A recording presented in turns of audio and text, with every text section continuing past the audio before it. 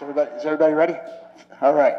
Hopefully you can hear me okay. We had some mic issues here in the beginning, but I want to say welcome to everyone who's here this evening. My name is Steve Rhines. I'm one of the board members for East Milton Neighborhood Association, also East Milton resident, 46 Belcher Circle.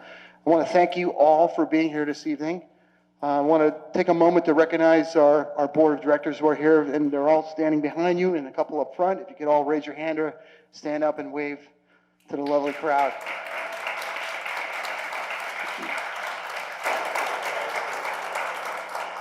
So I love public service. I love it when we volunteer. I encourage my children to volunteer. And first of all, I would like to say thank you to all of you who raise your hand to volunteer to serve the community which we love, which is Milton. So first and foremost, thank you for doing the hard work and volunteering. We appreciate you.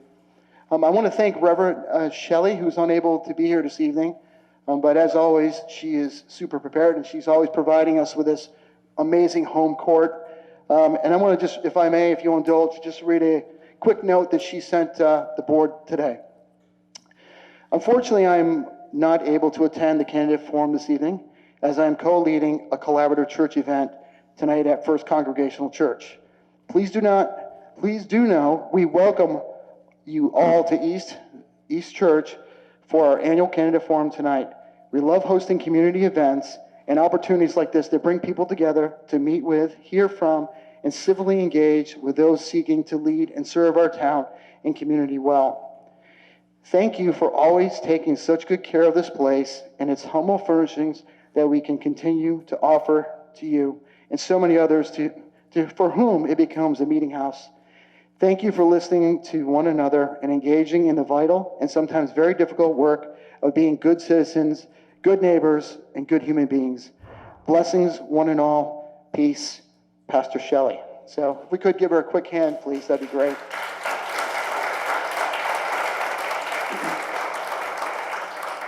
So just a quick advertisement for the East Milton Neighborhood Association before we get started. We saw the board members here, so if you're interested in joining or learning more how you can serve with us, please reach out and find one of us. We're happy to help.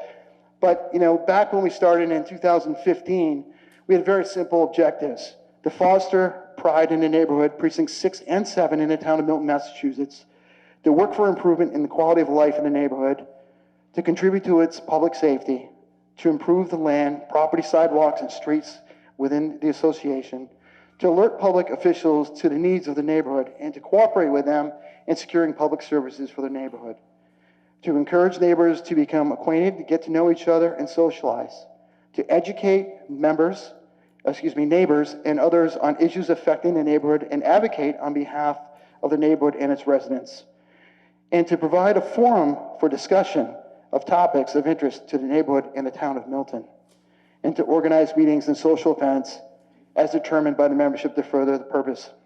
So the final message is get involved. You're here, you volunteered, and we would love to have you as part of our association.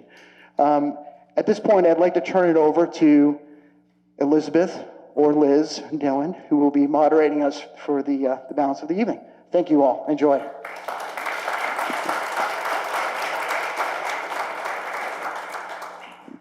Hi, everyone. Thank you so much. My name is Liz Dillon.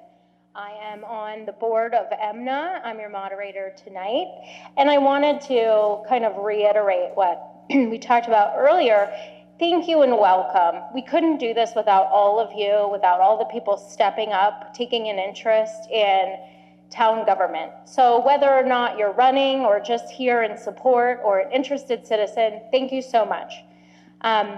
Going for a little bit of housekeeping, first of all, I wanted to let you know that the candidates have been provided with an allotted time.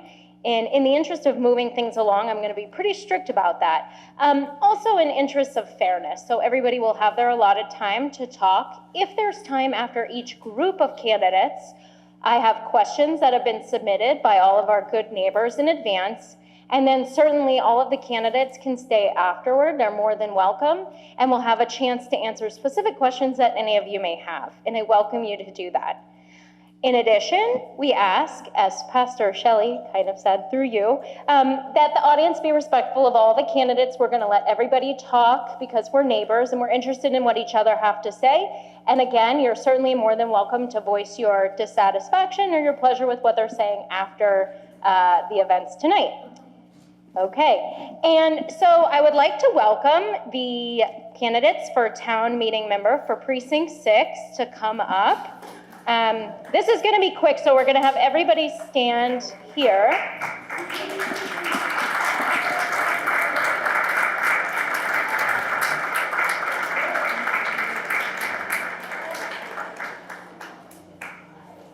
Okay, and we're going to start you off with Lori Connolly. Lori, here you go. Thank you.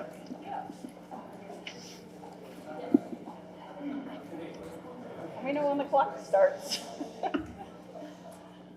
Thank you, East Milton Neighborhood Association, for hosting this forum. I'm Lori Connolly, a Precinct 6 town meeting member up for re-election. I grew up in the western part of the state, the 413, as my family likes to say, referring to the area code. However, my husband grew up in Milton, and we have lived across from Cunningham Park for 30 years.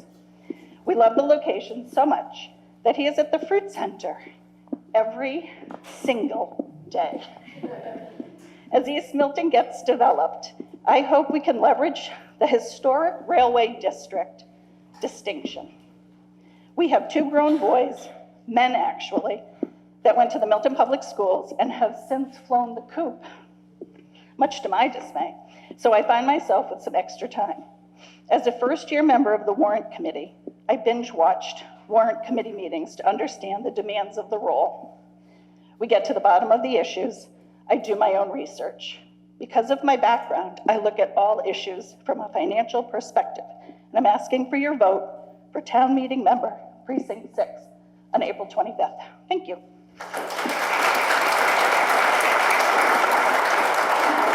Thank you so much, Lori. And next up, we have Amy Robbins, my neighbor.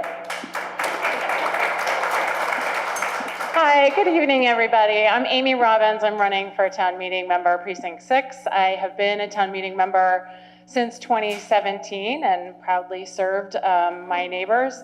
I have 2 children. I have a senior this year at Milton High School, and I have a freshman also at Milton High School.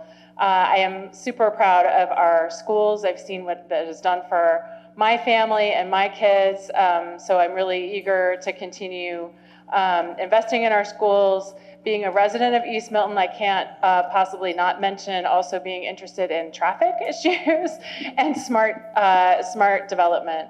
I really appreciate all of you being here today. Thank you to the East Milton Neighborhood Association for hosting this. I welcome any questions that you might have. Thank you for being informed voters. Please vote on the 25th, and if you see your way to voting for me, I would appreciate it. Thank you.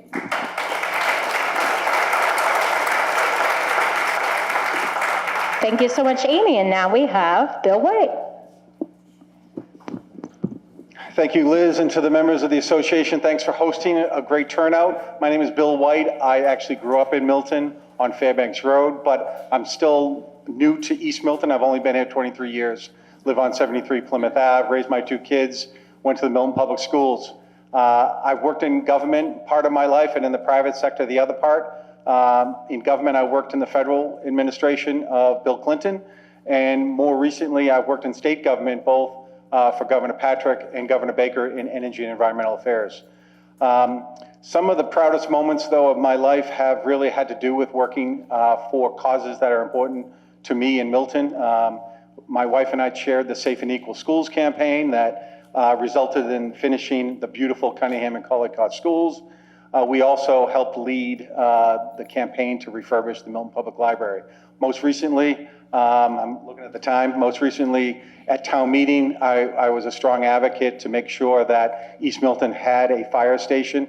There was a little bit of concern there for a while, but I stood and advocated strongly for that. I love this town, born and bred here, very focused and passionate about education, even though my kids have moved on from the public schools. I'm hanging around with all the kids in the neighborhood, and I know that they're all very concerned about the overcrowding. So thank you for your consideration on April 25th. Thank you.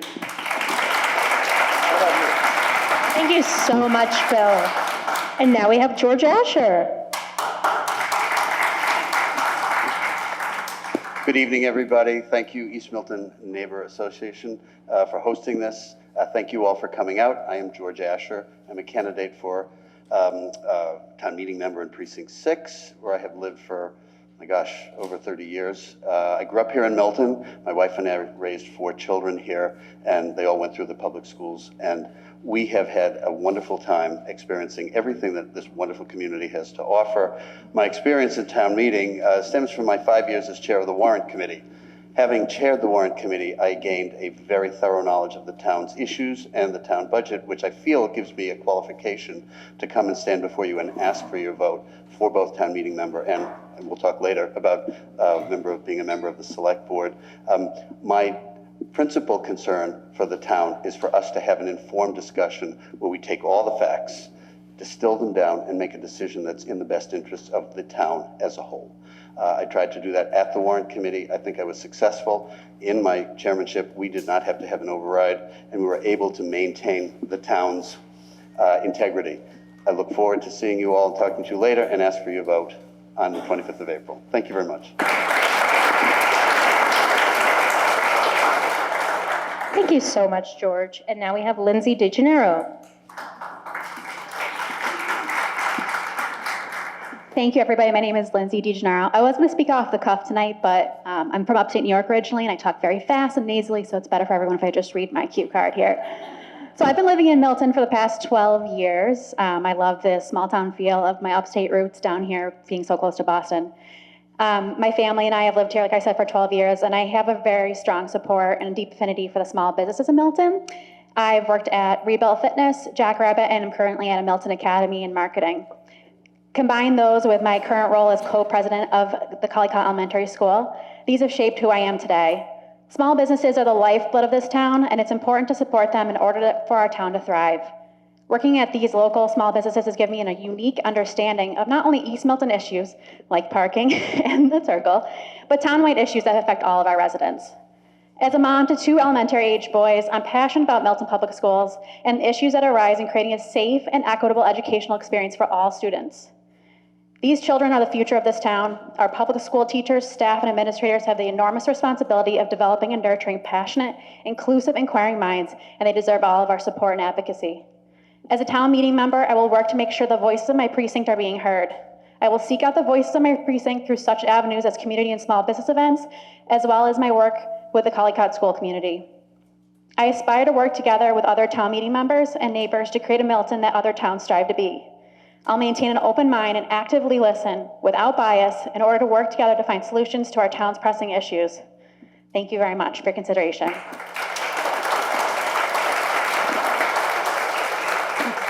Thank you so much. And now we have my other neighbor, Tom O'Donnell. Thank you. Those are tough acts to follow. I'm sweating up here like Nixon in that televised debate. Again, my name's Tom O'Donnell. Thank you to the association for having us. My wife Liz and I have lived here for 20 years. We have 2 kids. My son Tommy is 16 and our daughter Katie is 14.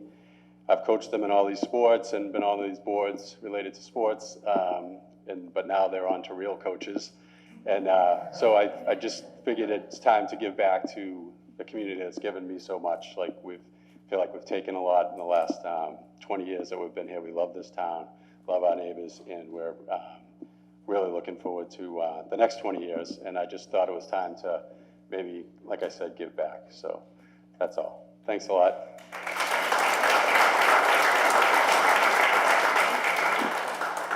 Thanks, Tom. And I saw Sybil earlier, but I don't see her now. Sybil, are you here? No. Okay. Well, you may remember me from before as your moderator, but I'm also running for, that was my one joke I was going to say. I'm glad you laughed. I'm also running for town meeting member for the 2-year term for Precinct 6. And I'll tell you, the thing that got me interested in running, other than being on the board of EMNA and your moderator here tonight, is I really love Milton. You know, I grew up in Philadelphia, but I moved to Boston about 11 or so years ago, and I love Milton so much, I even got my parents to move here, and they're right there, over there, so thank you, Mom and Dad. I love living in East Milton. For me, what was really important is the walkability. I live on Governor's Road in between. My parents live over on the other side of Cunningham and Collycott, and also near East Milton Square, and I love being able to walk to both of them. I have 2 little kids, Randall, who's 5, and Elaine, who's 2, and I live on a cut-through street, along with my neighbors, Amy and Tom, who live on Governor's with me. And so, if you haven't gotten my flyer yet, you will, but my main concern is about traffic enforcement, speeding, and walkability in Milton. I've been a lawyer, a litigator for the past 11 years, and so I know that working cooperatively with town officials, like many of you here tonight, and also the police department and other town employees, I know that we can get a lot done here in Milton. And so thank you so much for welcoming me with open arms into your town. I love it here so much, and I hope that you'll vote for me for your 2-year Milton Precinct 6 town meeting member. Thank you so much. Now I'm putting back on my moderator hat and taking off my candidate hat. I think that's everybody for Precinct 6, so if we can have the Precinct 7 people come up, I greatly appreciate it.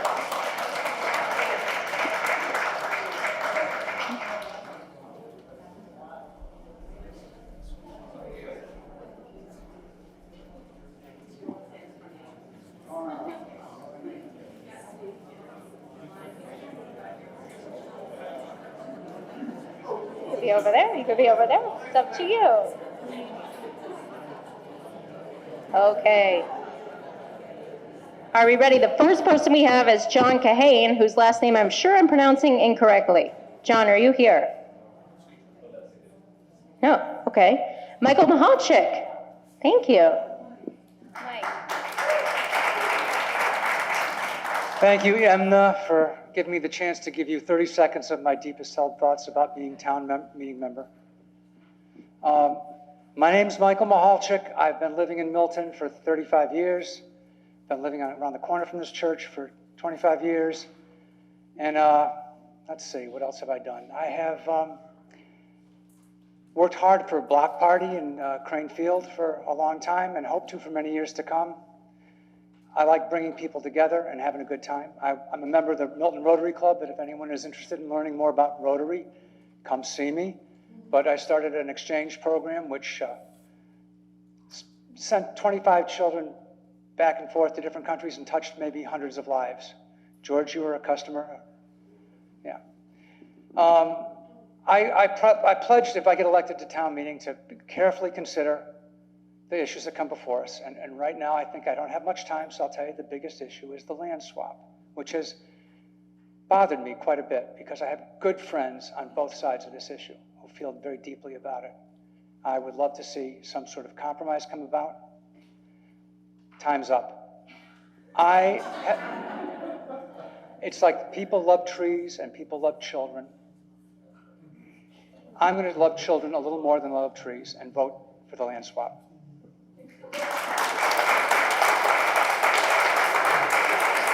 Thank you so much, Mike. Thank you so much. And now, if Stephen Rhines, you may remember him from earlier as well. Thank you. Thank you. So my name is Steve Rhines. A little bit about myself. Right out of high school, joined the Air Force and served both Desert Storm and Desert Shield, rising to the rank of NCO officer, and then attended Wake Forest University. Currently work for a software company for 21 years, managing some of the largest construction companies on the planet and the most innovation-driven projects across. I live at 46 Belcher Circle with my wife Teresa and my 2 daughters, Kira, 8th grade, and Gracie, who's in 6th grade at Pierce. So it's very personal to me as well.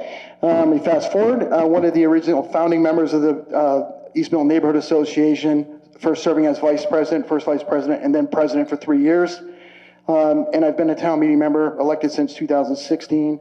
In the summer of 2022, I was appointed to the Warrant Committee, which has been an amazing honor and pleasure to learn, serving with several of my fellow committee members as well here. I had the ability to serve on budget subcommittees for police, fire, DPW, and schools. And in my capacity, I worked with senior leadership reviewing their FY24 budgets. It's been an amazing opportunity to gain experience and insights into town meeting process and the town's fiscal position, and learning the governmental process. I also love trees and kids.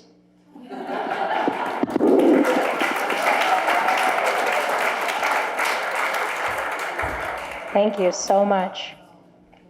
Now, while we fix this sign, Richard Wells is up.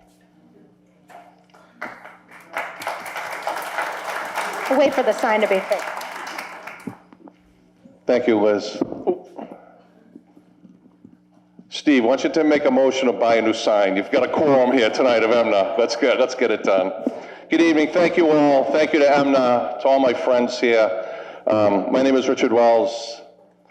I'm in my 39th year of service to this town. For 32 years of it, I was with the Milton Police Department, and for the last 6, I've been privileged being on the select board. I live right here on the street with my wife, Pauline. I have 2 daughters, Erin, who was a United States Marine Corps veteran, who was a Quincy police officer. Don't get stopped by her. She works nights if you go into Lincoln Square. And our youngest daughter, Molly, who ran around like as a young kid for very long as a freshman at Syracuse. This isn't really about me, this is about you, because that's what this community is about. It's about the citizens who live here. It's about all the great things that happen here.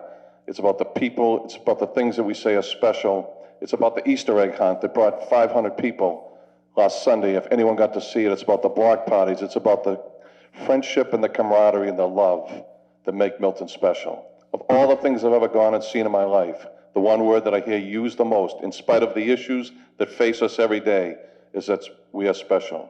If I am reelected, I will promise to continue to work every day to make Milton special. Thank you. I won't trip you. Don't trip. It's a little legal advice for you. Okay. And now we have Cindy Christensen. Cindy. Hi. After taking a year off, I'm ready to be back at the town meeting representing residents of Precinct 7. I'm an active town meeting member, often asking information prior to votes on articles and often not receiving it. I work to change that. I've also shared information at times with the warrant committee, which I volunteered for but have not been placed. I co-founded the East Milton Neighborhood Association. I served Milton for years as its Logan and Massport Community Advisory Committee representative. I continue my volunteer work on Milton's aviation issues via the national group that I co-founded. Recently, we had 67 community groups from across the country endorse some bills that should, if help Milton, with Congressman Lynch's help. I'm a researcher, a scientist, a teacher, a community advocate, a mother and a friend and a grandmother. I'm independent. I stand up to bullies, call out hypocrisies, and fight strongly for fairness, equality, transparency, and accountability out of respect for all persons and opinions. Thank you.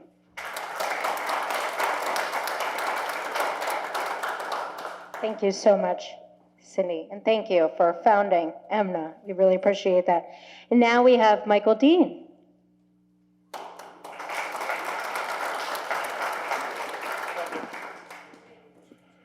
Hi, my name is Michael Dean, and I'm a town meeting member for Precinct 7. I just want to introduce myself, tell you a little bit about myself. My wife, Vivian, we've been married for 33 years. My son, Michael, he went to Collicott. He graduated from University of Tampa in finance, and I'm proud of it. And I live right down the street, 56 Howe Street, right off of Belcher Circle. And I love the community, and I worked for the city of Boston for 47 years, 25 years as an electrical inspector. And I'm kind of winded down now, and I'd like to do more for the town and get involved. I was a town meeting member back about 8 years ago, and I'll have more time to get more involved, and I'm asking you if you consider my vote. Thank you.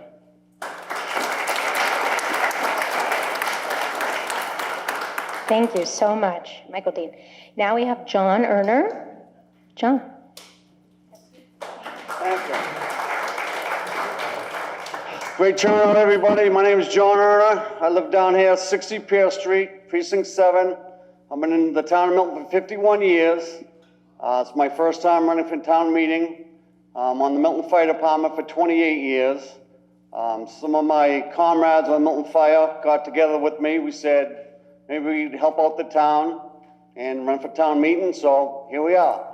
We don't know what it's gonna entail, but if anyone wants to come down, I'm right down here, East Milton, Engine 2. If you wanna shoot the breeze, I'm all ears. 60 Pear Street, 6 years United States Marine Corps, so it's a great turnout. Milton's a great town. East Milton is fantastic. That's all I got to say.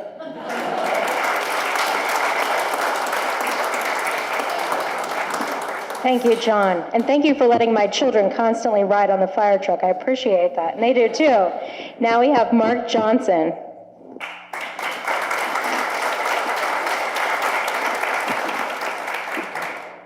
Thank you, and hello everyone, and hello to our viewers at home, and thanks to the East Milton Neighborhood Association for having us today.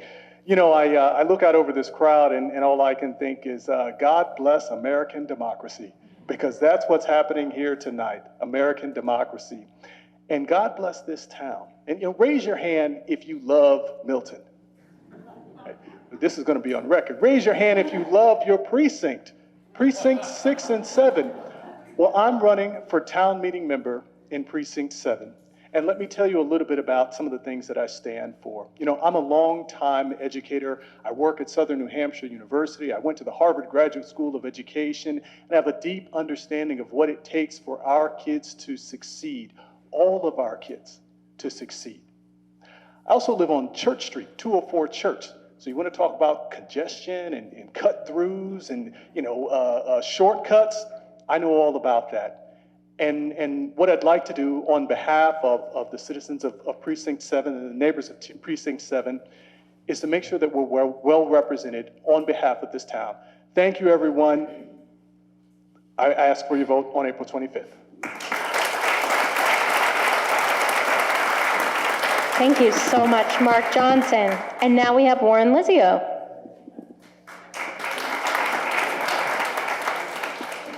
Hi, good evening, and thank you, East Milton Neighborhood Association. My name is Warren Lizio, and you may know me from an appointed member of the Master Plan Implementation Committee, and as a member of the East Milton Neighborhood Association. I live on Alvin Avenue, next to Andrews Park, with my family of 2 boys, a supportive wife, and a 12-year-old puppy.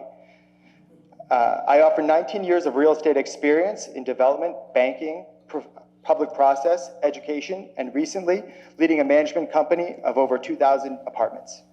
Running for town meeting is important to me because I value East Milton's integrity and the well-being of Milton at large.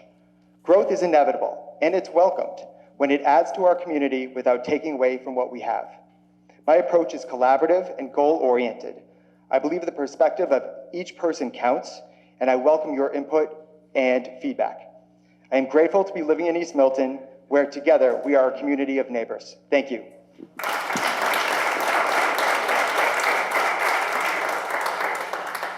Thank you, Warren Lizio. Now we have Jacqueline Munger. Thank you, Jacqueline.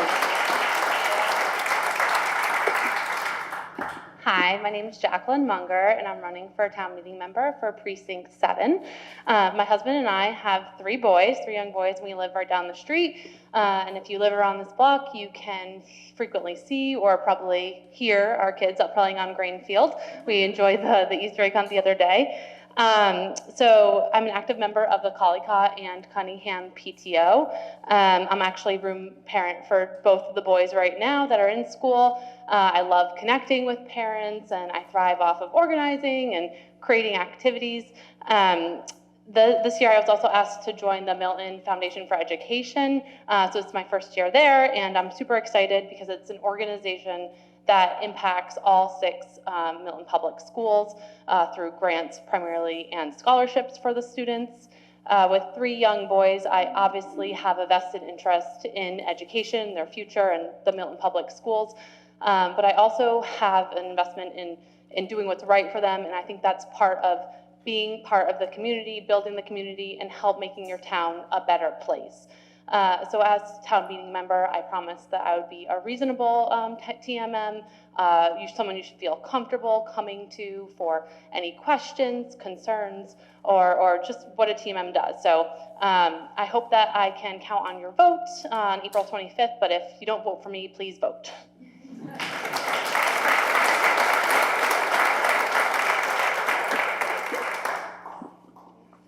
Thank you so much, Jacqueline Munger. Again, please, nobody trip. Jennifer Robertson.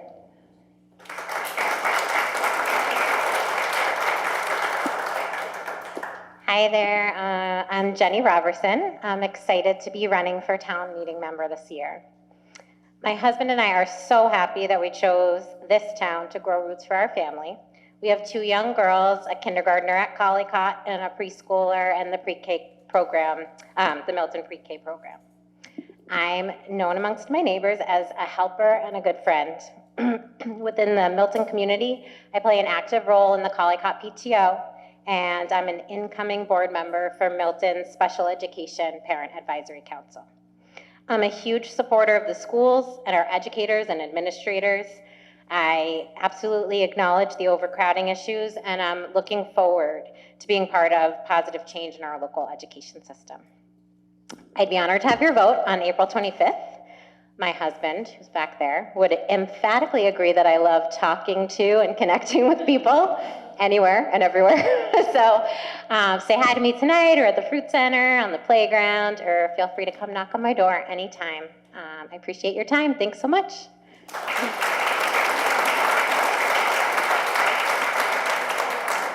Thank you, Jenny Robertson. Now we have Laura Springer.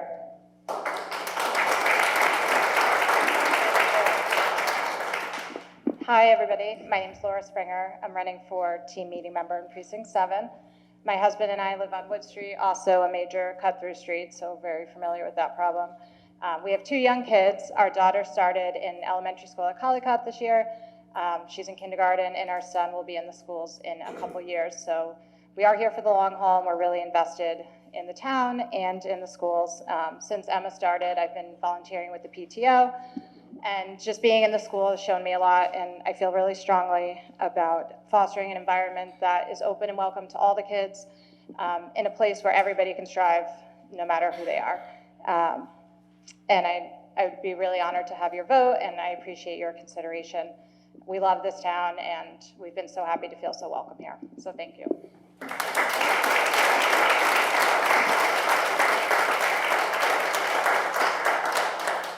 Thank you, Laura Springer. Is Megan Walsh here? Megan? No. Okay, well, that's it for Precinct 7. Thank you so much, everyone. Sit down.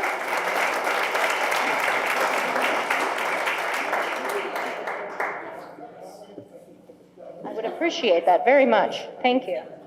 And next we have Roxanne Musto for Board of Health. Thank you so much. Roxanne. Thank you.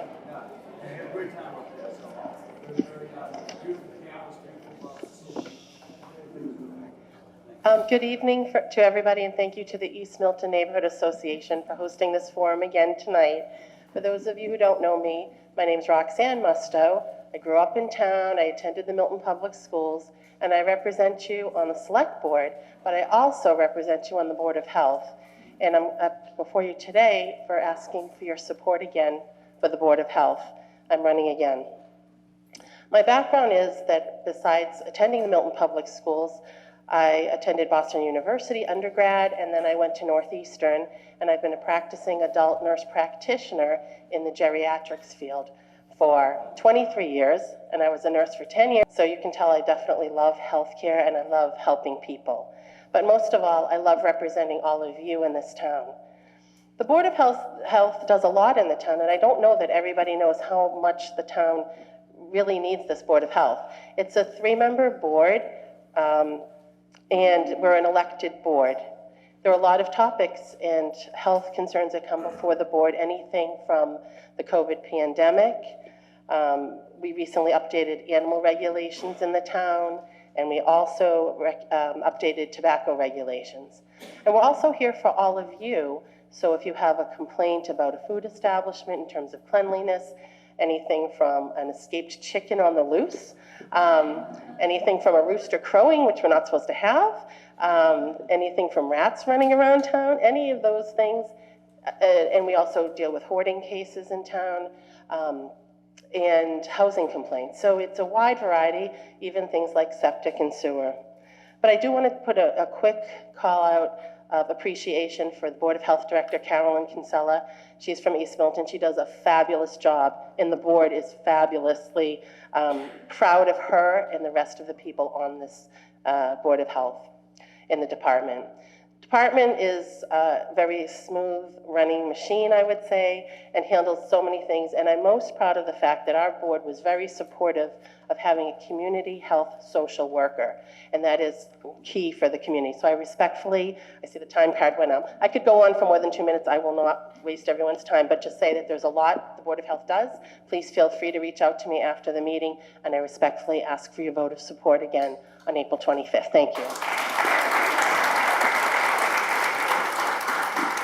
Thank you so much, Roxanne. And now, for the planning board, we have Cheryl Tagayas. Cheryl.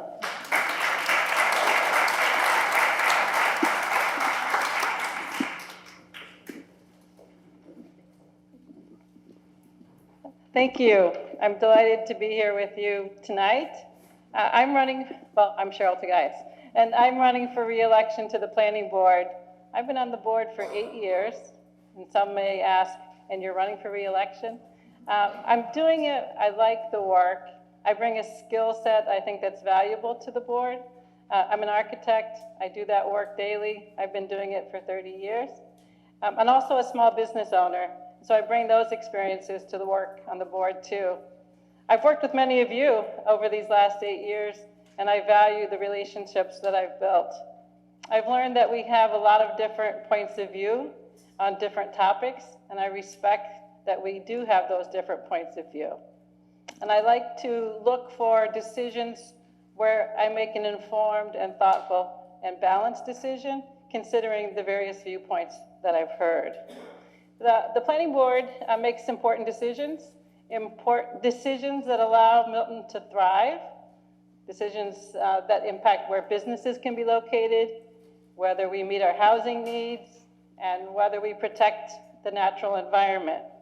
So I believe that we can grow Milton's prosperity while also protecting the valued character that we all love. One of the things we can do is work on mixed-use zoning and design guidelines for East Milton Square's business district. I'm sure a lot of you have an interest in that. There's been a lot of planning done over the years, and it's one of the things that I feel that I could apply my skill set to help us work forward with the consultants that the planning board has just engaged. We can also grow Milton's prosperity by being proactive in addressing our housing needs so that we are controlling development in a way that we'd like to see it rather than having it controlled by others who come in from the outside with large-scale projects in mind or in tow. We can also work, I'm out of time, 2 quick things. We can also work on our rules and regs to protect the environment and address climate change. And I'm anxious to work and to understand the MBTA communities law and its impacts on Milton. We can all work together for a vital, healthy Milton. Thank you.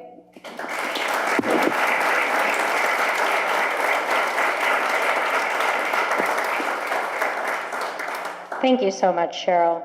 And now we have 2 candidates for town treasurer, Michael Dean and Joanna McCarthy. If you could both come up. Michael K. Dean.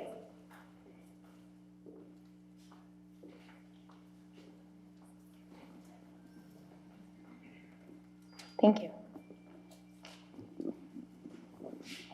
Hi, everyone. Thanks for having me. My name is Michael Dean. I've been in Milton for about 5 years now. I left to go get my bachelor's and master's from the University of Tampa. in economics and finance. I'm running now for treasurer because I believe I have a strong passion for finance and ability to do it. And I really think that there should be a democratic process behind the town treasurer position, so I'm pushing for a no on one. And I would appreciate your vote and appreciate you having me.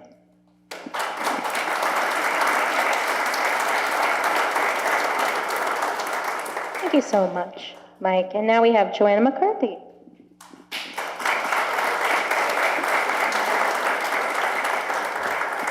Thank you very much, and good evening. I'm Joanna McCarthy. I'm delighted to be here tonight to talk to you about my candidacy for town treasurer. Thank you to the East Milton Neighborhood Association for hosting this forum.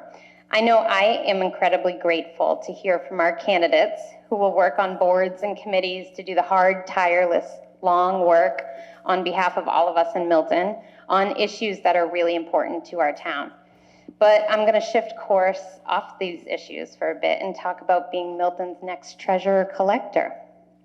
From my conversations with our current town treasurer and from my review of this work as outlined by our State Department of Revenue, this role and office focuses on responsibilities such as tax collection, cash management, investment of funds, providing adequate funding for current obligations through debt issuance, payroll for town employees, negotiating borrowing, maintaining custody of stabilization funds, closing and reconciling books and accounts, preparing reports. So if any of you are like my family members, did your eyes just glaze over a bit? Did you hear me start to sound a little like Charlie Brown's teacher? Wah, wah, wah. But here's the thing, I can do this work.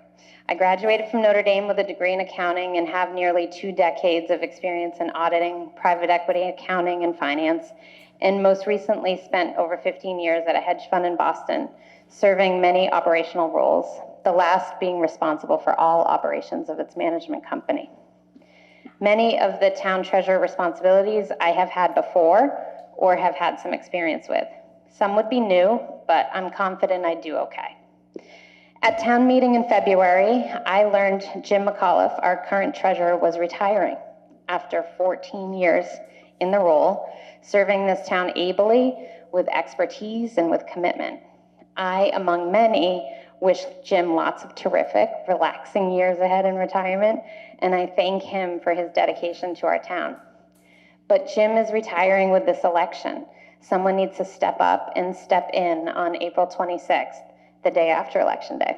Our treasurer collector's office does important cyclical work. It's important that this office be led by someone responsible, capable, and experienced. I stepped back from the workforce following the birth of my son Jackson 5 years ago. He is off to kindergarten in Milton Public Schools in the fall, and I'm beginning to think about applying some of my past experience and knowledge in a new adventure. I've chosen to start here in our town as Milton's next town treasurer. And yes, this will be hopping back into the workforce, into a job. Unlike other roles my fellow candidates are talking to you about today, this is a full-time, paid position. Our town will compensate me for this work, which leads me to my next point. I'm looking forward to getting your last vote for an elected town treasurer in Milton. I think the right thing for this role, for this work, is for it to be embedded in an integrated financial management structure within our town government, and to be accountable to and fall under the oversight from a consolidated, coordinated financial management function. This, to me, is not a position that should be left to someone interested in running a campaign to get it each year. Honestly, it's a job. We should treat it as one. This is the backdrop for my strong support of yes on one. I'm a proud member of the small, recently formed but mighty Yes on Ballot Question 1 committee, a diverse, bipartisan, smart group of informed town powerhouses who support the passing of this question on April 25th. Powerhouses are them, not me. Some of my fellow committee members are actually here tonight, and we would each be happy to talk to you more about this question. Due to our new electronic voting at town meeting, I can tell you that over 92% of your current town meeting members in February supported this question.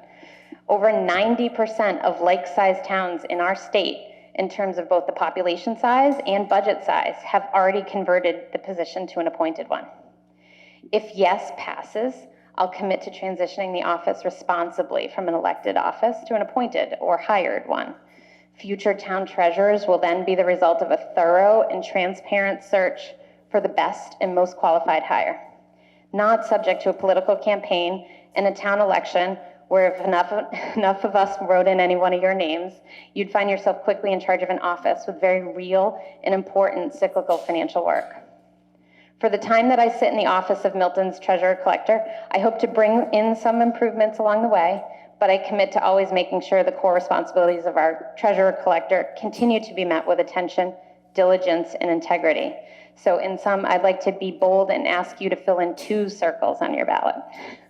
1, elect me as town treasurer, and 2, vote yes on the question to responsibly make this an appointed role in our town. Thanks for having me here tonight.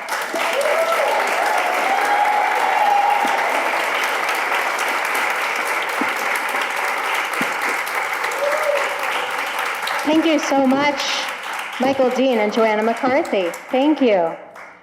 Now we're going to have the school committee. You know, on second thought, I don't feel like you should all stand up because this is going to go on for a while. So we're going to start with Mark Loring. Mark.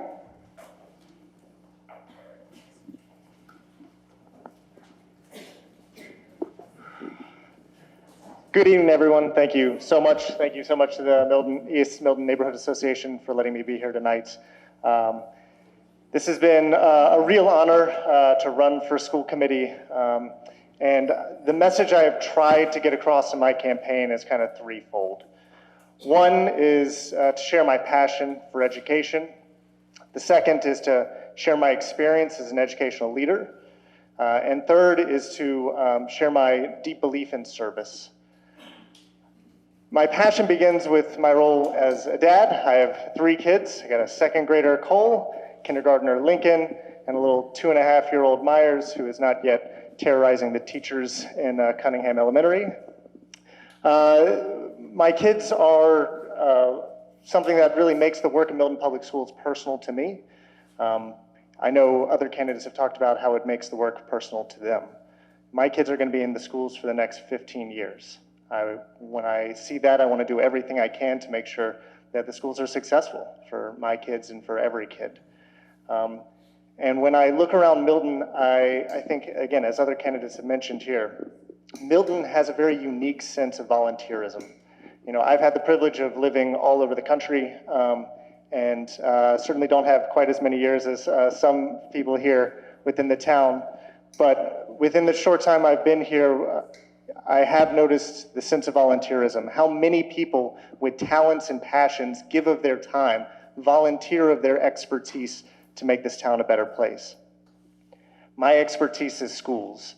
Spent over a decade working within schools as a teacher, as a school leader, and now as a chief operating officer running a network of schools serving over 2,200 kids in grades K through 12. Schools is what I know. It is my business. In my current role, I manage a lot of things that I think will be useful in collaboration with other members of the school committee. I oversee a $50 million annual operating budget. I manage facility and capital improvement projects, including constructing a $45 million high school and overseeing $100 million worth of capital improvement projects over the last 6 years.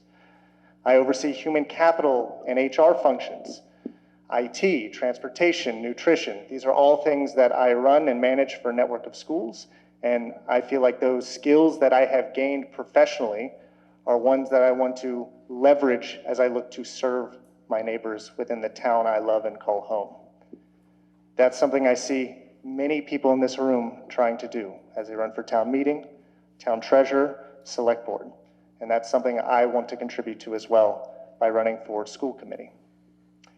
As I said, I'm in this for the long haul. My kids are going to be in these schools for the next 15 years. And there are a lot of challenges in front of the schools that we'll need to deal with as a school committee and as a town. And I believe the way we deal with those is by having experienced educational leaders in front to help collaboratively address them and move our town forward. I think when we look at a lot of the challenges in front of us, too often we try and look backwards at things we've done in the past, and I think that's a mistake. I think anybody who's been in education for the last 10 years can see how fundamentally it has changed, especially in the last 3 years since the pandemic. Things are very different now than they used to be. And when we look at the problems in front of us, we really need to look forward. New innovative ideas, new innovative solutions to take our students, to take our kids, and provide them an educational experience that will accelerate them, make them competitive in the world, will provide them the background to be successful in whatever they choose to do. So these are the reasons I'm running, for my kids, for their peers, for the town, and I certainly hope you'll vote for me on April 25th. Thank you so much.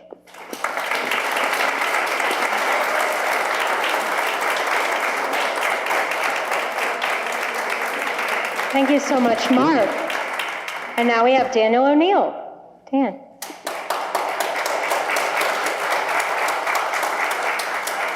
Thank you, Liz. Thank you, East Milton Neighborhood Association, for hosting this important forum. My name is Dan O'Neill. I'm running for one of the 2 open seats on the Milton School Committee. My wife, DeHung, and I have 3 children who are all enrolled in the Milton Public School System. Vivian is a freshman.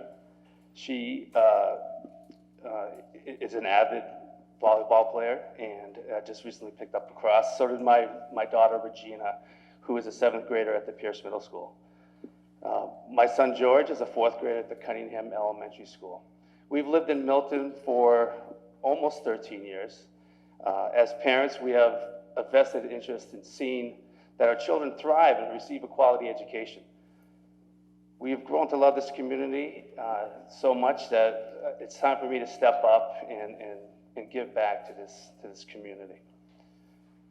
I've worked as a government auditor and a fiscal watchdog for more than 27 years on the state level. I served as a financial investigator for the Massachusetts Office of the Inspector General, conducting investigations into corruptions into public school systems, 40B developers, government agencies, and public officials themselves.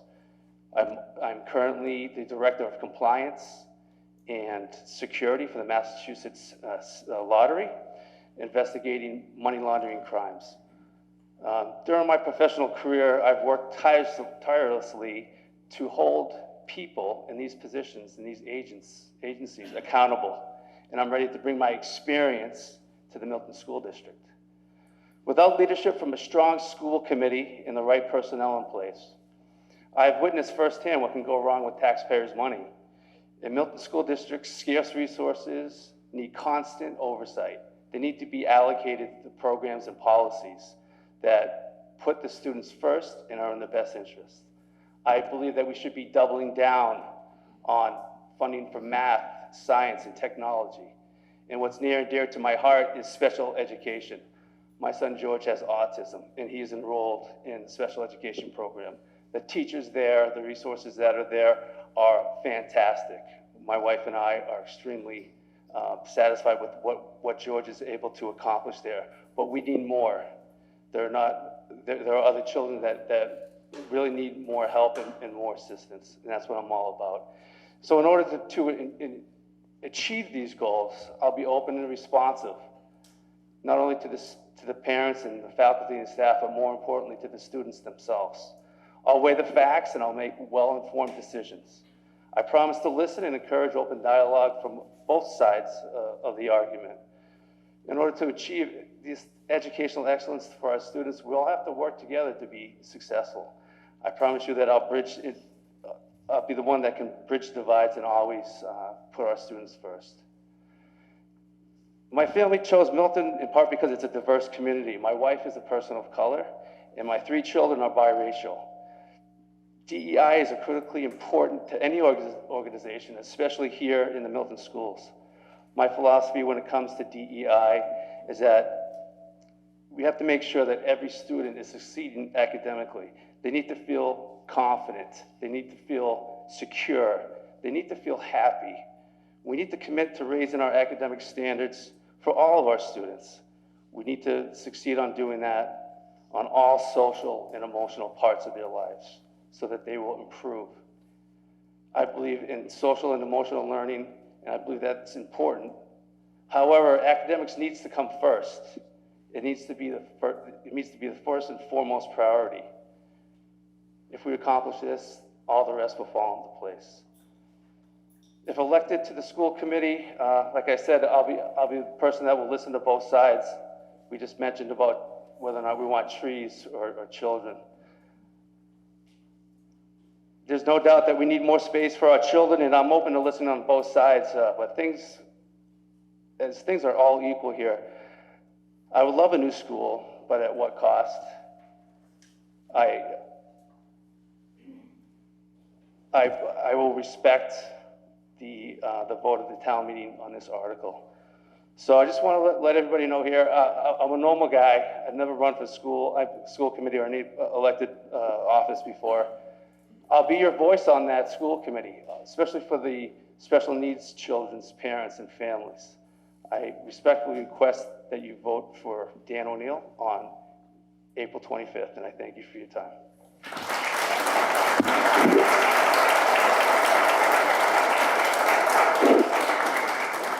Thank you so much, Dan. Now we'll welcome Bao Chu. Bao.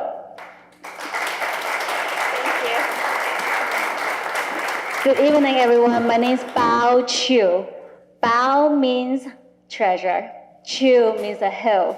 So I'm a whole hill of treasure. If you ever talk to me, you will probably receive some of the treasures because they're all right here. So I'm a mother of two Cunningham students, Hosen Chen in 4th grade and Hosa Chen in 2nd grade. They're very lucky. They started from the 4-day pre-K program at Tucker and have been in the Milton Public Schools since then. But every time I go into their classroom to volunteer for Meet the Others or Reading for Diversity or Lunar New Year events, I see how overcrowded their classes and their school is. How many of you have ever been inside the schools, probably in the last month, last week? Aha, you see, look around. All right, so for those of us who are there recently, we can see this problem with our own eyes. It's a very pressing issue. So what I'm going to share with you is my perspective and my visions. First, my perspective. I'm a first-generation immigrant. My family moved here when I was 14 years old. So I know how it feels to be an outsider. But I worked very hard. With a 4-year scholarship, I earned 2 bachelor's degrees from the University of Massachusetts Amherst in linguistics and economics, 1 minor in Japanese language, and 1 certificate in public policy and administration, and graduated with honor. After that, I continued my education and received a master's degree in teaching Chinese as a second language. And I have been teaching since then for 16 years. I'm a dedicated educator. I have been teaching from kindergarten up to graduate schools, from public to private schools, after school programs, Sunday schools, you name it, I've been there, I have taught them. So that led me into my visions. First, I'm in favor of the land swap and the building of the new school. Thank you. As I mentioned before, this is an overcrowding issue, it's a pressing issue, and it's very urgent. We see classrooms in the library. Both of my kids' classes are also in the library. And in Tucker, we see classes on the half side of the gym, where another side of the gym is playing ball, bouncing on the ground, and making a lot of noise. In Glover, we have music classes on the stage. Imagine how can you play a musical instrument on a stage where everyone else is having lunch and having conversation. And we also have some classes, small meeting space on the stairwell. This is not adequate learning space. So we need to give our students and our teachers the ideal space to learn and to teach so that they can achieve academic excellence. My second point, I will advocate for early intervention and support to students with learning disabilities. And of course, with the space that we can provide to them, they will have a better chance to receive the information. But also, if we provide the early interventions, we can ensure our students have academic growth. And that, in the long run, will lead to closing the learning gap and increase the graduation rate for all our students. This year alone, we saved $202,000 by keeping our students within the district to receive special education services. So in the long run, we are talking about millions of dollars that we will save within the district. My third point is we should emphasize on global citizenship. Milton have known this decades ago by offering language classes starting from first grade. We had the French immersion class program, and we also had the STEM program with the Spanish classes, start from first grade. We know our worlds are very interconnected. We need to continue to offer more critical thinking courses to broaden our students' vision and perspective. My name is Bao Chiu. I'm Bao from Milton, with a perspective and a vision. I'm a current parent, a dedicated educator for 16 years. I have taught in all school settings. I would love to have your vote for school committee member position on April 25th. Thank you.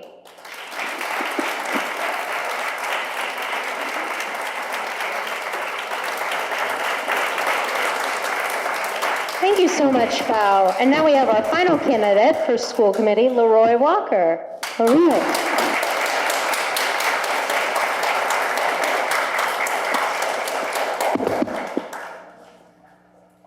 Good evening, Leroy Walker, a resident of Milton for the last 40 years and serving the town in some capacity or another for the last 20. So you've heard a lot about qualifications and visions, and I'd also like to say I'm very pleased to say you should watch all three forums. I'm very pleased to say that I'm impressed with how some of the other candidates have come around to articulating the priorities that I've been articulating from the beginning.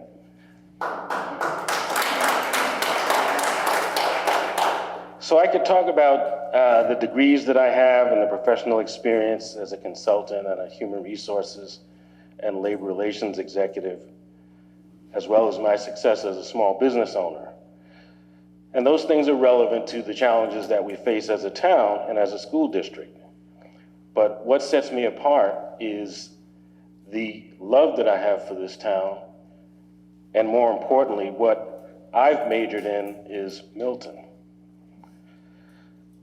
As a Warren Committee member and chair of the school subcommittee, as a school committee member and chair of the school committee, as a town government study committee member, I built a record of success and advocacy for the schools and for the town that is unmatched by the other candidates.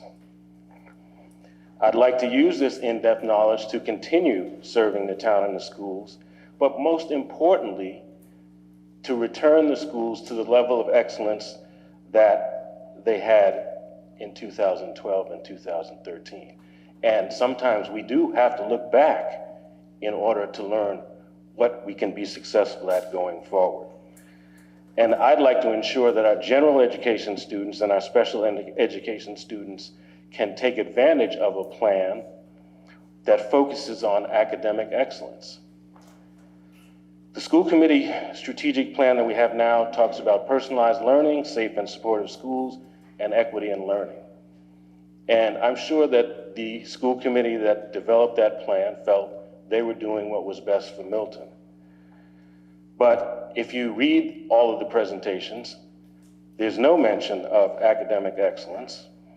There's a single mention in the title of the equity and learning slide, and there's a single slide in the safe and supportive schools that mentions in passing academic performance. What we need to focus on is an academic excellence platform that, quite frankly, moves quickly to ensure that we're doing things that have worked in the past, like early literacy skill building, extended after school and weekend remedial instruction opportunities, and yes, accelerated grade 5 and middle school course opportunities in math and science. We already have an outstanding teaching staff, and I've worked with all 4 of the current elementary school principals. We have the leadership team and the teaching staff that we need. We just need to allow them to do what they do best.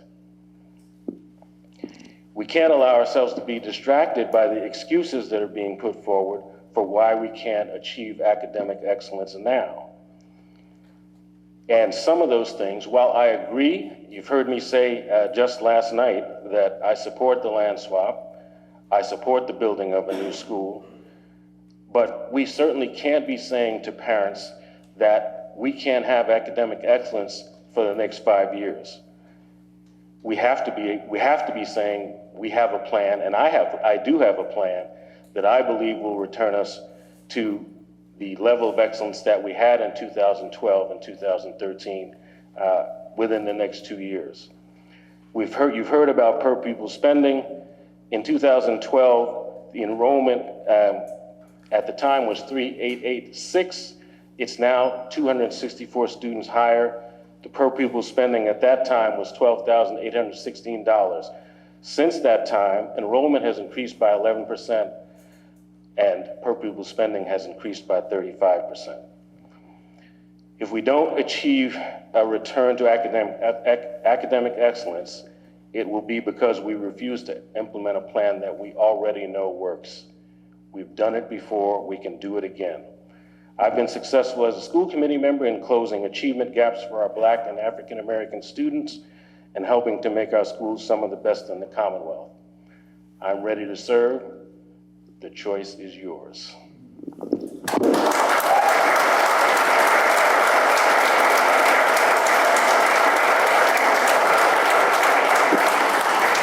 Thank you so much, Leroy Walker. I wanted to take an opportunity to ask the school committee a few questions that some of our Milton residents have submitted in advance. If I can invite you all to come back up, please.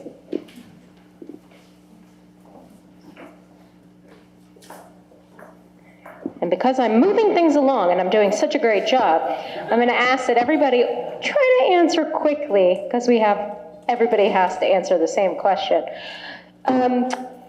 Quickly, if you can tell me, based on recently published data, we know that for many years, Milton Public Schools has been underfunded relative to some of our peer districts. If you were able to secure additional financial resources for Milton Public Schools, what would be your top 3 spending priorities and why? I'm going to do it in reverse order from before. Leroy.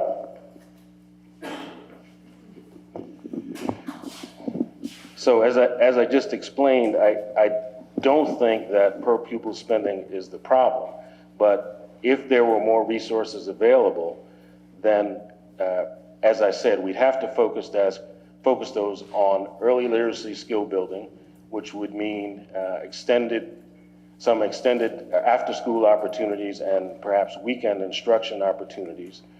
I would look at a strategic plan for the special education area, because right now the graduation rate for Milton students overall is 95%, and for students with disabilities, it's 82%. So there's a big gap there, and we need to understand why, and very quickly. Third, student mental health. If you read the Youth Risk Behavior Survey, we have students that are contemplating suicide. We have students that are subject to bullying. We have students, particularly students of color, Hispanic students, sexual minority students, that are suffering more from depression and anxiety. So I believe we should try to provide some on-site mental health services, including therapy.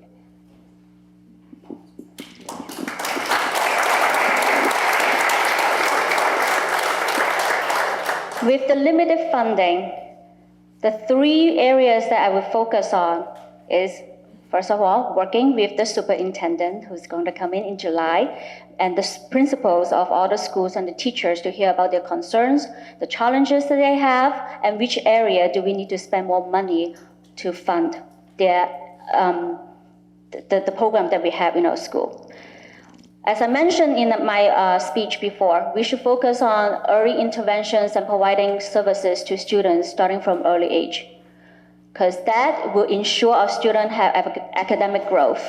In the long run, we are talking about closing the achievement gap and increase the graduation rate.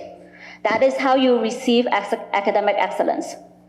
Second point is continue to offer diverse classes that challenge our students' critical thinking skills, to broaden their visions, to make them, to prepare them what the real world looks like after graduation from our public schools. The third area, I also agree with Mr. Walker about mental health, because as someone who is an outsider, I know how it feels like to not belong to a place. When you are not belong in a place, it's hard to participate actively in any kind of interactions. So the mental health piece is very fundamental, but this piece of service should be provided to all the teachers also, and the parents in our community, and the students.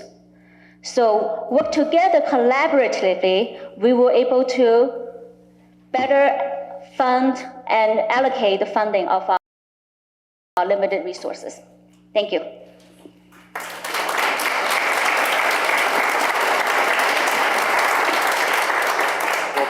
The Boston public school system spends about $29,000 on each of its students. That's almost double what we have here in Milton.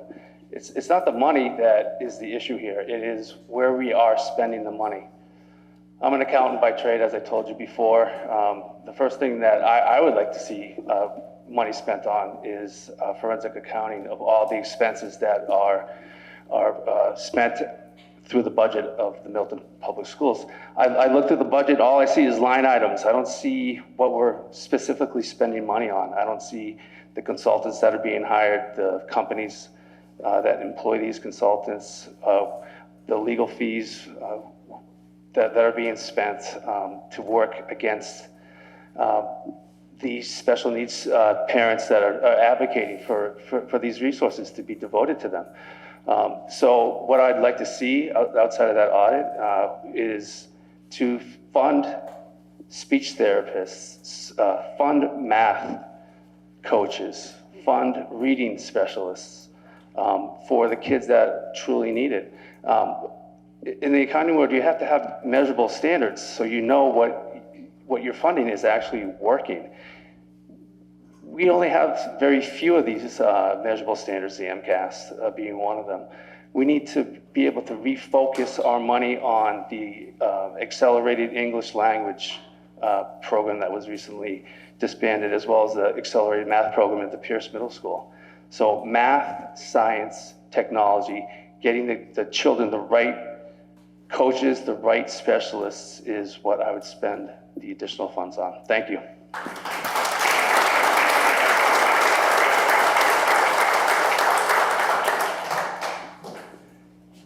It would be a great problem to have if we had more money. I think any of us would be flawed to say that, if we had money, what would we want to do with it? Because it's not any of our individual choice, right? It's a collaborative conversation that we'd have as a school committee. As Val said as well, I think one of the most important voices to pull into those conversations is that of the school leadership, right? They're the ones who are in the building each and every day, the teachers as well. We have a new superintendent coming in. I'd really want to know what the new superintendent's vision and priorities are, and I think we need to fund those, right? We hired somebody who is kind of, at this point, seems to be universally praised. His experience is top-notch. He is already putting in the work and the time, even before we're paying him, right? This is somebody, when he comes in, we want him to set the vision, to set the tone, and we want to support him financially and in other ways as well. So I think having a conversation with him and the school leaders would be very important. The other thing I think is always good investment is teacher professional development. As I've said before, there is no greater factor to a student's academic success than the quality of the teacher in front of them. We have great teachers in Milton Public Schools. We know we can make them better. We know they want to get better, right? Teachers all the time talk about wanting quality, rigorous professional development to improve their own practice and improve the outcomes of their kids. So anytime we can invest in our teachers, I think that is a win for our kids. There are many other programs that I've seen be successful across schools, such as, I'd love to see more computer science opportunities. I'd love to see more language opportunities. I'd love to see more investment in extracurricular programming. There are a multitude of wonderful experiences that we want all of our kids to have. But I think, again, that's a collaborative conversation to figure out how best to prioritize each of those within the context of the funding that we have available to us. Thank you. Thanks so much, everybody. In the interest of time, I am going to move to the select board. However, I invite everybody to stay afterward and ask our great school committee candidates additional questions if you have them. Thank you so much. And now we have oh yes, the sign. Yes. We have our first candidate for select board, Richard Wells.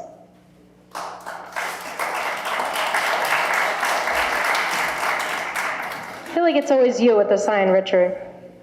No?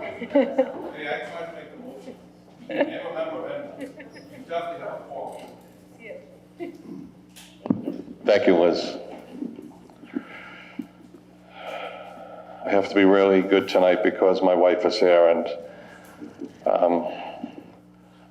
I have a campaign committee that is exclusively women, and they truly keep me. I think I march more for them than I did my 14 weeks when I was a recruit in the police academy. But thank you all for being here. My name is Richard Wells. I'm very proud to live here, and as I said when I spoke earlier about running for re-election for town meeting member, it's hard to believe that 6 years ago that I was here asking you to vote for me the first time. Public service is a very honorable thing. My father moved us to this town when I was 7 years old. We rented an apartment on Pierce Street until he had enough money 4 brothers later to buy the house that I currently own right here on Granite Place. And it is truly a special thing to live here. My father taught me when I was young, and I've learned it my entire life, is that public service is a very honorable thing. If you don't realize that public service is alive and well in this town, then you're not paying attention here tonight, because you only have to look around from the front row to the back row. There are former elected people here, there are town employees here, there are former town employees here, there are residents who are cared, there are people who have been on committees and volunteered and done so many things to try and keep this town special. When you first run for public office, and if you watch the select board meetings at all, and I hope you don't, but if you do, and my former colleague Katie Conlon, who served for so many years honorably, and we used to laugh when I would say this, is that it's about trust. It's about asking people to trust you and asking them to vote for you and asking them to listen to you. But more important, it's about you to listen to them. When I look at this town, it's like a big puzzle. You know, we advocate for the big things, schools and education, for the equipment that they need, the teachers. We do have excellent employees, and I'm proud. One of the things I'm proud of is I take the time to each and every day and each every week to spend time and listen to the employees who work for. We have the challenges of schools, the challenges of overcrowding, the challenges of equipment. It's hard to believe that it hasn't even been a decade since we built all new schools here, and look at the situation that we're in today. Those are significant challenges that require elected officials to, as Katie used to laugh and I'd say, roll up your sleeves and do the work. This is a hard job. I can truly tell you after 6 years in this job, this is harder than being a police chief for 10 years. Being chief, a lot of credit, but this is hard work. The challenges are significant. And you have to really pay attention to it to make Milton remain the community you are. Besides schools, people care deeply about public safety. You want to go down and visit Mr. Erna? Look at the inside of the fire station that they work in, the conditions they've been working in for the past 30 years. No one should be working it. It took a ton of work for us, and I was proud to be one of the people on the committee that negotiated the sale of the fire station, the new fire station, which will be built next year. There's also issues of traffic, but I also want to say, and I'm going to be quick, don't forget all the other pieces of the puzzle. The library, the DPW, the parks, the Council on Aging, the Milton Arts Center, the environment, the Blue Hills, all the committees, Hutchinson's Field, Cunningham Park, all those things that we always need to work to protect, keep Milton special. And the last thing that I will say to you are the two organizations that very rarely get mentioned in this community very often. The newest structure that's been that arrived in East Milton Square this week came with no fanfare. But it came because things like our food pantry, the Milton Residence Fund, there are people in this town that don't have it as easy as others. In the corner of that parking lot out there when you leave tonight, you're going to see a yellow structure in the corner. For the past 5 days, I've watched resident after resident come and deposit clothes into that new clothes bin. There are people who need our help. There are people who need hardworking, trusting individuals to work hard for each of you each and every day. I invite you, I'm not going to talk about my background, I just invite you, go to my website, wellsformilton.org, come to me, knock on my door, keep calling me, and I would be very humbled and very proud if you would vote for me to be reelected to your select board on April 25th. Thank you very much, and God bless.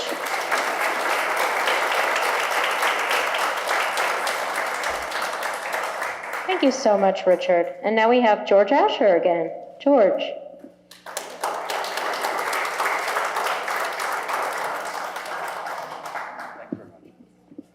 Thank you very much, and thank you again to the East Milton Neighborhood Association. I have been very honored to work for this town as chair of the Warrant Committee. Having lived here as long as I have and having the kind of experiences I have had, it's been really an extraordinary experience. One of my avocations in life is as a church organist, and I have a fondness in myself for this particular parish because I used to substitute here before I got a regular gig at St. Elizabeth's.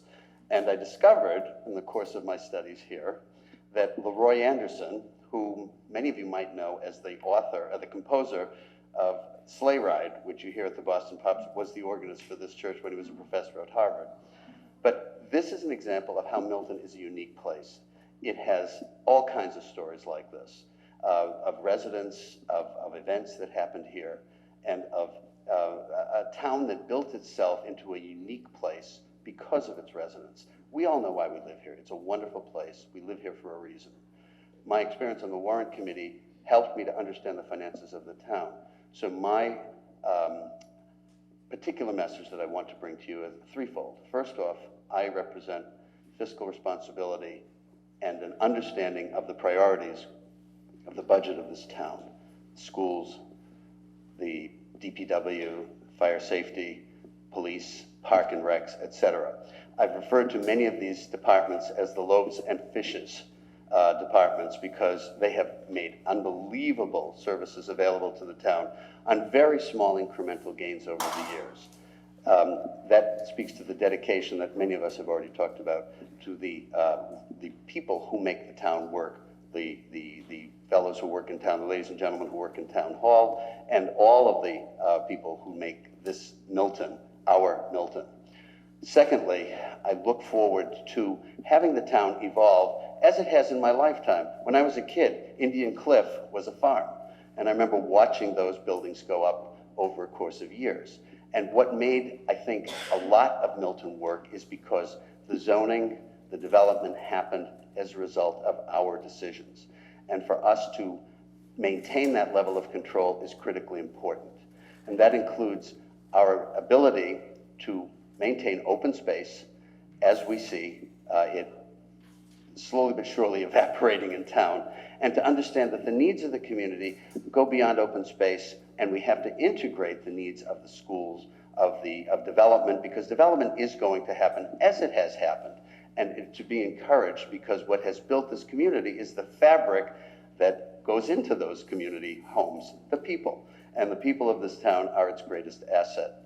And the third component of my particular interest is to see that we have the level of discourse that has made Milton a great place to live, the cooperation that we need to maintain, the ability to have a reasoned conversation and to bring all stakeholders to the table, as I think we tried to do on the warrant committee as I chaired it for so many years.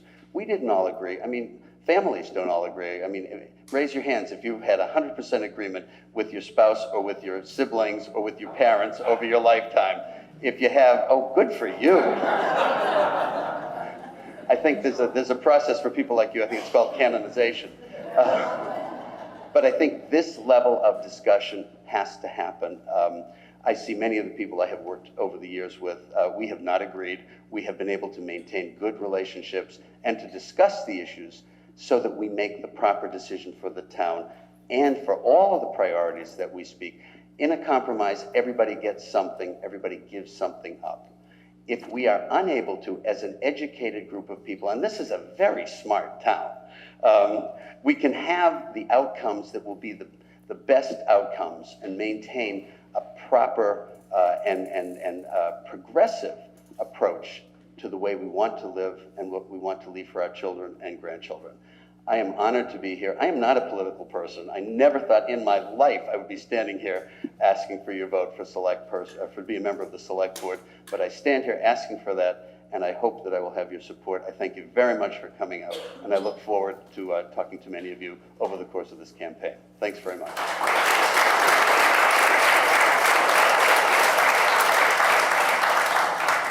Thank you so much, George. Now we have Cindy Christensen again. Thank you, Cindy.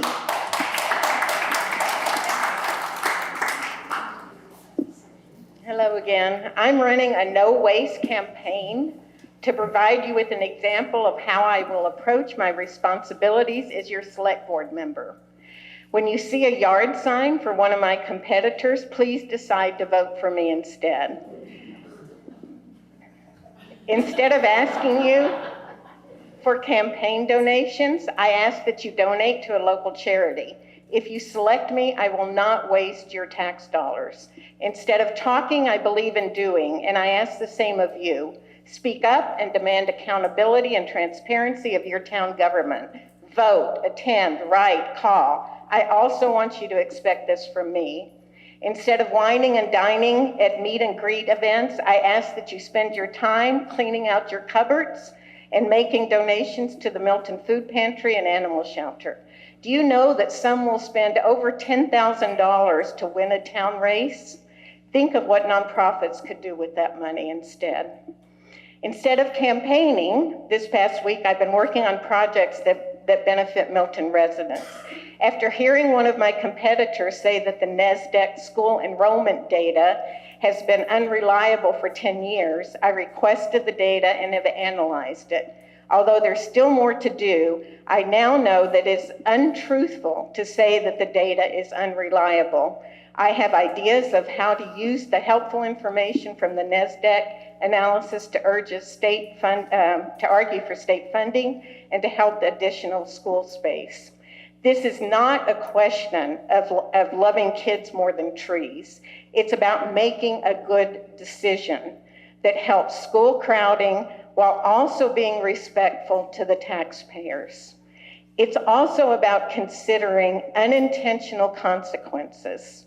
In my opinion, voters who care more about kids than trees should be saying no to the land swap. I'm not a politician and never will be. I'm a researcher, a scientist, a teacher, a community advocate, a mother, a friend, and a grandmother.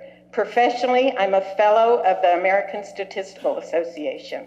I'm the biostatistics course director and instructor for Boston University School of Dental Medicine. I have 25 years experience on dozens of multidisciplinary healthcare, health policy, and medical studies at Boston University, Harvard Medical School, Health Services Research Centers of Excellence for the VA. I want you to know that the incumbent select board member missed more than 1 out of 4 of the 56 select board meetings in 2022 and left early or arrive late for another 11%. If you don't know me already, you will learn that I show up and I get up after being knocked down. One often hears the word wonderful used by government officials to describe Milton, but that is not the word choice for many residents, and it's not the word choice for me. My experience is that some in town government are vindictive, disrespectful, and cruel, but I stand up to bullies. As your select board member, I will continue work that accelerates much needed cultural changes to Milton's government so that we are best prepared for difficult community decisions that we face. Please stand with me. Let's remember that truth is not a negative and that speaking truth to power is a necessary part of government. Identifying negatives and speaking truths are the most important steps in problem solving them. And ignoring them will come at great cost. If I have additional time, I'd like to talk about the select board's decision to litigate the FAA. Okay, I won't say much. It's a very unfair decision. For those of you in East Milton, you might know that on average, there are 160 approach aviation noise events over you every day, 160. The select board is wasting taxpayer dollars to try to stop a few more of those planes, 160 per day, from flying over the western side of Milton. They get 18 noise events per day. I will do things that end select board misspending of your tax dollars. Thank you.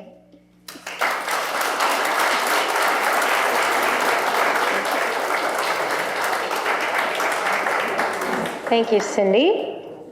And now we have Philip Johanning. Philip.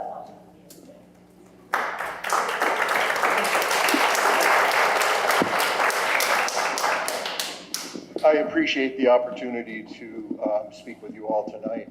I grew up in Philadelphia. I've lived here for 15 years. I graduated from Catholic schools. I attended the University of Pennsylvania and the University of Chicago, got my MBA. I'm proud to bring, or hope to bring, that level of experience to the select board. I think we've all benefited over the years of having different people with different skill sets enter the board and eventually leave the board. I think we've had a number of attorneys. Roxanne Musto talked about her health service career. I think all of those are beneficial, and I think all of those levels of expertise cycling through the select board bring the town a lot of benefits. But I felt a great kinship to Mr. O'Neill as he spoke. I'd like to see value for our money. I'd like to make sure that not only do we speak with department leaders during the budget process, but all through the year to make sure that the goals and objectives that we set for those departments are being met. I guess I'd like to talk about the way I stand on certain issues. I do not agree with the land swap, and the reason is I think that that's going to cause a lot of legal issues over time and may slow down the actual building of a facility. So I think we should probably try to find other options, perhaps building additional space at Glover, I don't know. But there must be a possibility in another location that will not cause division among town residents. I favor the building of a school facility, but I would do that only after the Massachusetts School Building Authority agrees to be a partner in that building.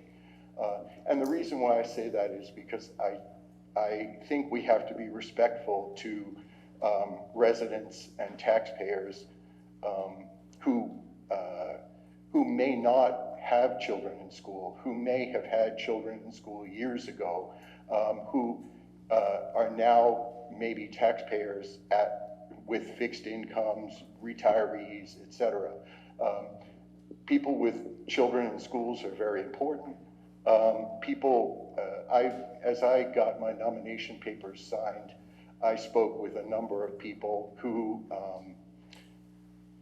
whose children didn't go to public schools in Milton, and they felt that the pressure that has been put on them over the years has been excessive. So I agree with Mr. O'Neill. We have to really make sure that we're getting value, and part of that value is making sure that the Mass School Building Authority participates with us. The other thing that I said in the Milton Times is I would support any school budget that reduces the number of administrators and increases the number of teachers in the classroom. I also oppose the idea of the Rotary on Randolph Avenue. I think it would be a big mistake. I prefer to see turn lanes, left turn lanes with arrows, lights with arrows. I think that it's a terrible, dangerous place in town. I agree. MassDOT created that, and MassDOT needs to fix it, but not by using a rotary, which will cause more problems in the neighborhood. I think that, diversity, equity, and inclusion is very important to me. And what that means is that we need to listen to others. And I'm not sure we're doing that well enough. I think we need to respect diversity of opinion, and we need to find compromise. And I think we can find compromise with the new school building, the land swap, but we have to seek it, and we have to listen to everybody. Thank you.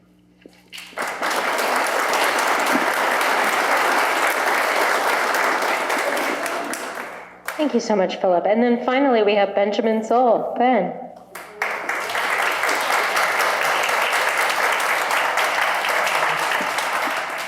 Well, one thing I learned at college was when you're a Zoll, you're alphabetically last almost all the time. And particularly at graduation, when you're the last guy in a long line of people, you get the biggest applause. So I'm going to try to keep my remarks brief, both because I want to take questions and also because I like the applause. So I've been a Milton resident for 11 years. I have served on town meeting before in Precinct 2. I live in Precinct 5 now. And I made the decision to run for select board because I am a dad in this town. I've made the choice to move to Milton, coming from Singapore to take a job at Harvard. Those of you, all of you, know that this is not the most convenient place to commute to Cambridge from, but we knew people that lived here. They raved about the community. They raved about the schools. We moved here. We were not disappointed. I currently have kids I have a sophomore, 2 freshmen, and a 7th grader. I've had the parent experience at Tucker, at Glover, at Collicott, and now at Pierce and Milton High School. So I've got a few stories. I love the schools. I think it's very important that we have, I think it's really important that we have the voice of a parent on the select board because our kids have gone through a lot in the last couple of years. It was alluded to earlier in the school committee conversation, and I won't spend too long to talk about the schools, but the schools do make up a significant chunk of our town budget. And it's important that you have somebody who is seeing day in and day out what our kids are going through in the schools and advocating for them on the select board. And that's not to diminish the impact of the pandemic on our seniors, which has also been severe. I lost my own grandfather to the pandemic. And I would really like us to work to figure out how we can integrate our seniors a little bit better, both into the schools.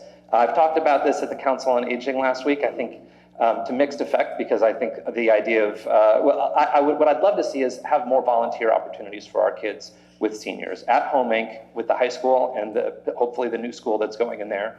but at other places around town. I would also like us to think about ways that we can save our seniors some dollars. So trash barrels, for example, how much trash do our seniors produce versus families like ours?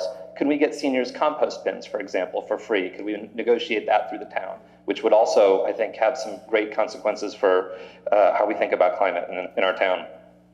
I'm a nonprofit administrator. I've worked in nonprofits for 20 years. I moved here to take a job at Harvard. I worked at Boston Children's Hospital then for 5 years, and then I'm now the Vice Dean for Advancement at the Brown School of Public Health. When you work in the nonprofit space, you have to be a community person. You have to take in lots of different opinions. And when you work with faculty and parents of patients at a hospital, and when you work with students at a university, you get a lot of opinions. But the most important thing is that you synthesize those opinions into something that you can do, and then you do it. A lot of the problems that we have in this town is because we have asked people to put their time and their effort into coming up with solutions, and then we have put those solutions on a shelf and ignored them for 5 years until we've come back again to complain about the same solutions. We had a committee that did a whole study on our traffic problems in this town. They submitted a fantastic, over 100-page report to the town at the, I think it was right before the pandemic, and that report has sat on a shelf. I would love to see us do something about that. We can't keep asking our citizens to volunteer their time and their effort and their resources, and then when we don't like what they've come up with, ignore them. We need to make sure that we move forward. My mom taught me at a very young age, the only certain thing is change. Change is going to happen in your lifetime. You won't know what it's going to look like, but it's going to happen. So we have a choice in our town whether we're going to take the bull by the horns, take on the problems that we have today, and do something about them, or are we going to try to keep kicking the can down the road and hope that somebody comes along 5 years from now with a deus ex machina solution to the challenges that we face. It's not going to happen. It hasn't happened at 40B housing for 40 years. It's not going to happen with MBTA communities. It's not going to happen with the land swap. We need to elect people who are committed to listening to every voice, and I mean every voice, synthesizing those concerns, and then coming up with solutions. I think that I'm the right candidate to do that. I'm going to end my remarks before I get the time signed so I can stick to my promise of finishing early. So thank you very much. I would appreciate your vote for Select Board.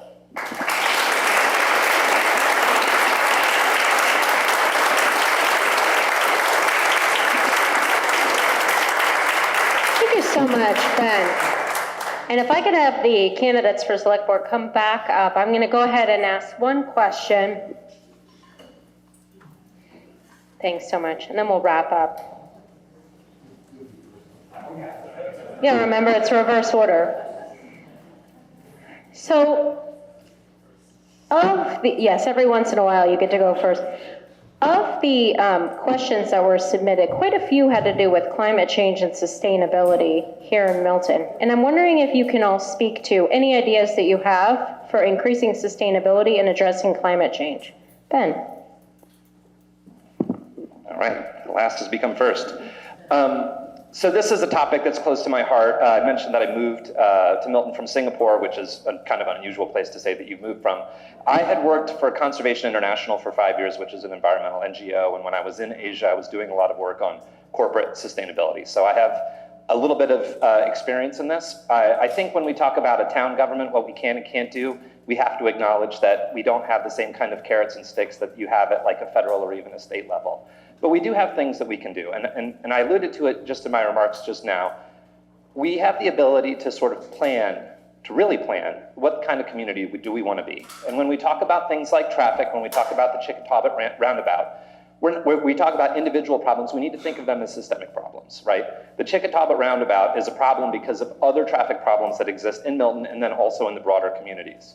So when we're thinking about how we want our town to develop, are we making sure that we're planning our towns out so that folks can walk to places?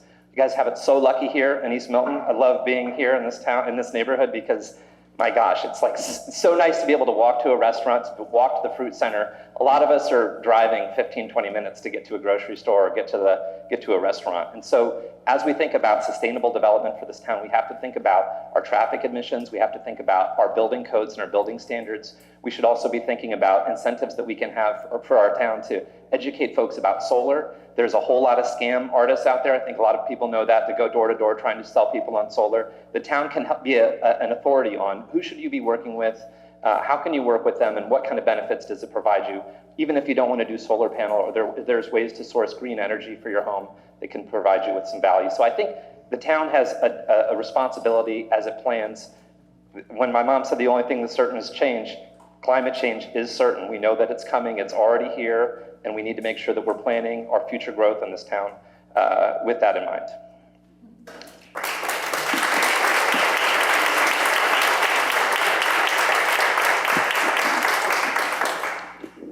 Sustainable Milton actually had asked these questions, and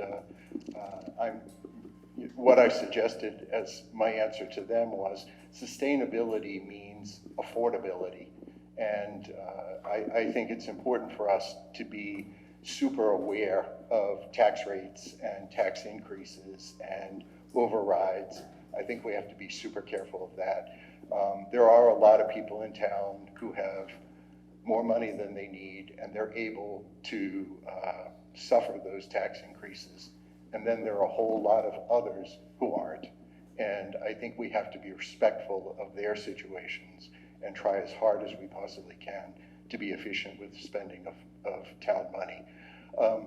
I don't really know whether it's feasible or not, but I keep wondering if we could use some of the money from the poor farm sale, whether we can use some money from the CPA tax to create a revolving fund to assist people with low incomes to make investments in their homes. I agree with Mr. Zoll.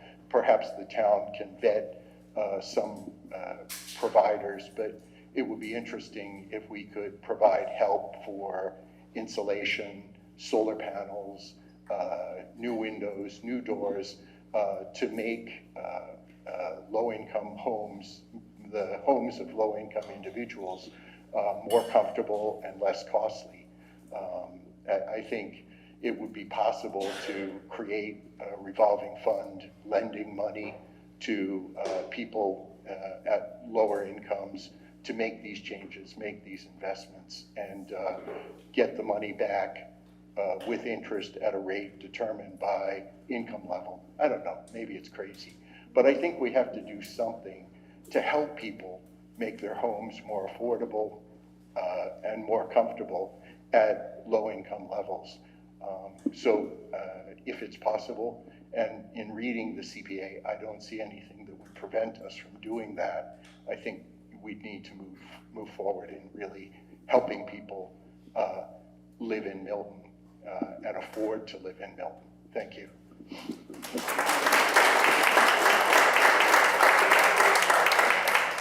I'm getting a little tired, so I'll start off by saying we need more chickens.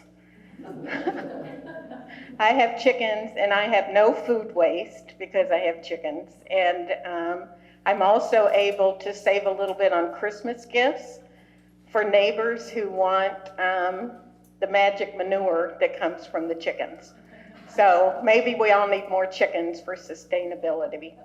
But to get serious, I am against the artificial turf on Giles Field. I don't understand why anyone in a town that cares about the kids would agree to put something on the surface of a large parcel of town land that has PFAS material in it. It's just a dumb decision.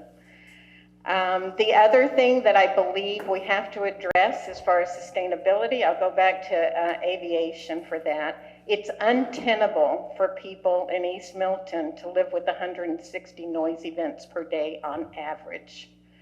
That's not sustainable, and it's going to get worse. The answer to that is dispersion. Now, I've worked with Congressman Lynch on some bills that we hope will get passed that will help with that. But we cannot keep a vibrant East Milton with families and kids playing out in the streets and all these things if we have more aviation noise events. than we already have. Another thing that no one's paying attention to at this point, but we need to, is the advanced air mobility. This is in our very near future. There will be little drones buzzing around, and nobody knows at this point what the noise effects of all of this will be. There will be air taxis. My guess is that we will eventually have an air taxi in the, on the overpass, a quick trip to Logan Airport from that. Will it cause noise? We don't know. It likely will. It's more like a helicopter noise.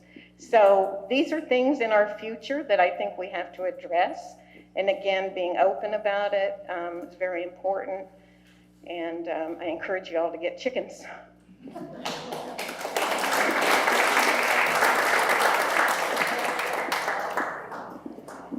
At the local level, there are limits to what we can do in terms of engaging for things like airline noise, putting pressure and continuing to engage in conversations with the state and with the feds is essential. So I think that's one thing that we can do.